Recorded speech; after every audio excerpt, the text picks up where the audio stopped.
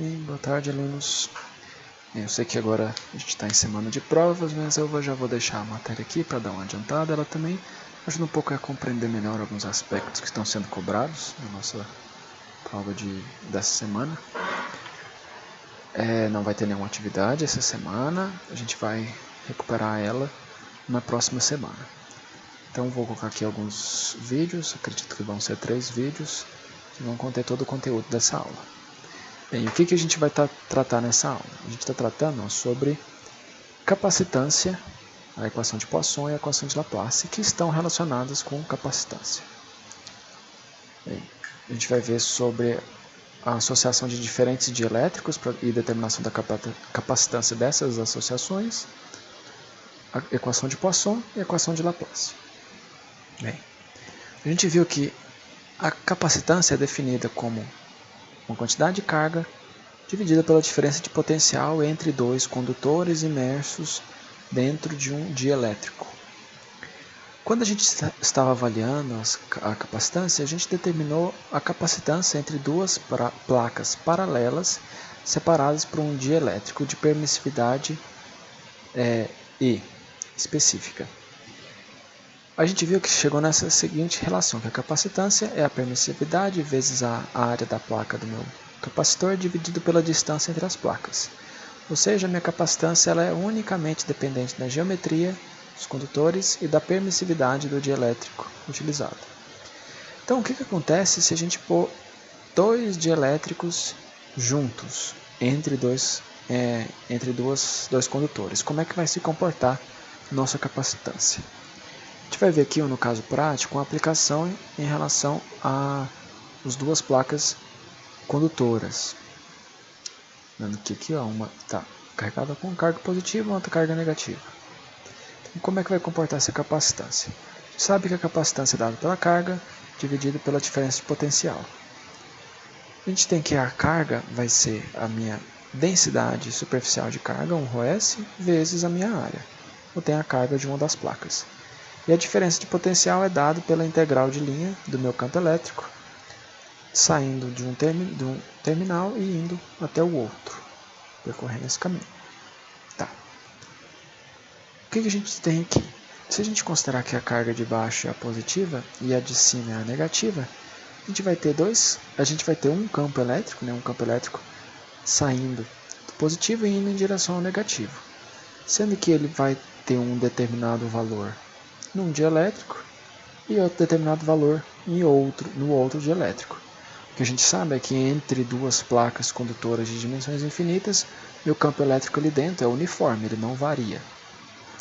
Só que quando eu tenho dois dielétricos, esse meu campo elétrico vai ser diferente entre esses meus dois dielétricos.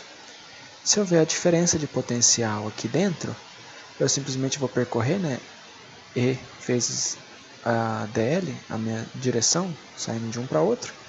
Eu consigo ver que a minha diferença de potencial entre essas placas é simplesmente E1 vezes a espessura do meu dielétrico 1 e o meu campo em 2 vezes a espessura do meu dielétrico 2. Só o campo, que é uniforme em todo esse caminho, vezes o tamanho desse caminho. Tá. Pela relação de fronteira entre meus dielétricos, eu sei que aqui, essa é a minha fronteira. O que entra normalmente nessa fronteira que sai normalmente aqui, que mantém um sinal de igualdade, é a minha densidade de campo elétrico. Se a densidade de campo elétrico do primeiro é igual à densidade de campo elétrico do segundo, normalmente, no sentido normal dessa minha fronteira entre meus dielétricos, eu tenho que a relação entre os campos elétricos normais, que se vocês repararem é o único campo elétrico que existe aqui, é o normal, não existe nenhum tangente, não existe, é somente o normal que existe. Eles vão respeitar essa relação com respeito às permissividades, em que o campo elétrico em 2 é dado pela permissividade em 1 dividido pela permissividade de 2 vezes o campo elétrico em 2. Ou seja, se a permissividade de 2 for maior do que a de 1, meu campo elétrico vai diminuir quando ele passar do 1 para o 2.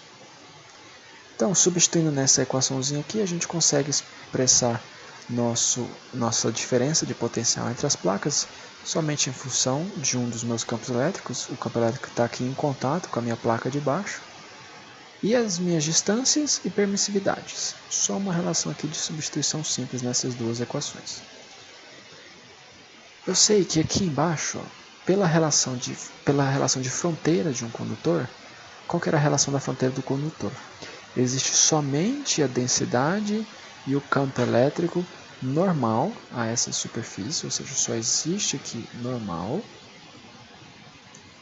não existe nada tangente, e a densidade de campo elétrico normal nesse pontinho é igual à minha densidade superficial de carga naquele mesmo ponto.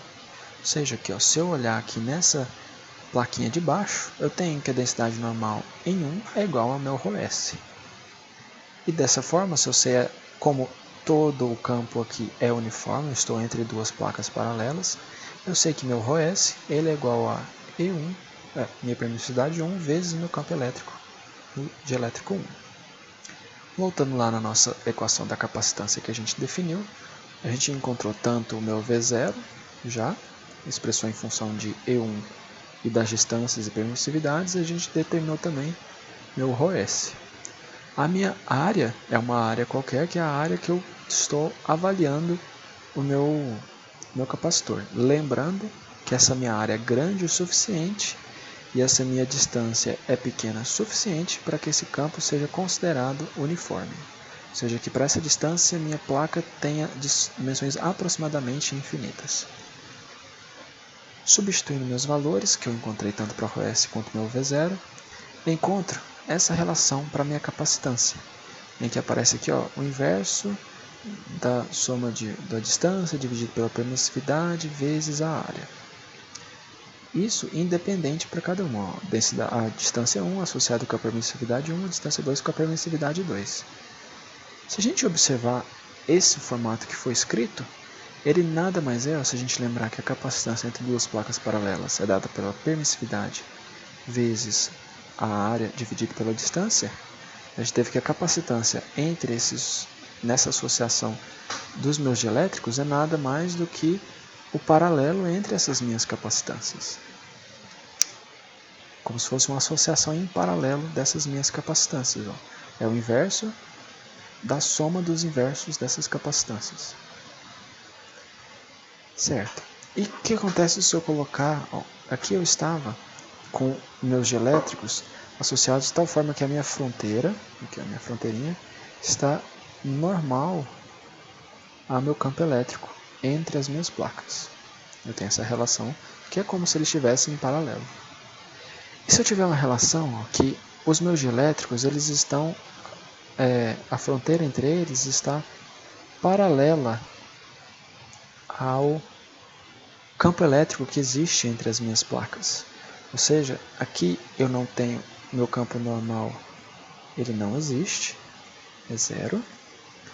E meu campo tangente é igual a todo o meu campo existente. E nessa relação, se a gente fizer nos mesmos processos de raciocínio, percebendo aqui que agora cada dielétrico tem uma área diferente, vai ter uma densidade superficial diferente, mas que a distância entre eles vai ser igual, o que a gente encontra? A gente encontra que a capacitância ela fica com essa permissividade vezes a área 1 mais a permissividade vezes a área 2 dividido pela mesma distância. Ou seja, é as capacitâncias em série, a soma dessas capacitâncias que vai me dar o valor da capacitância desses dois dielétricos associados dessa forma. Certo? Bem, agora a gente vai entrar nas equações, vou deixar para o próximo vídeo.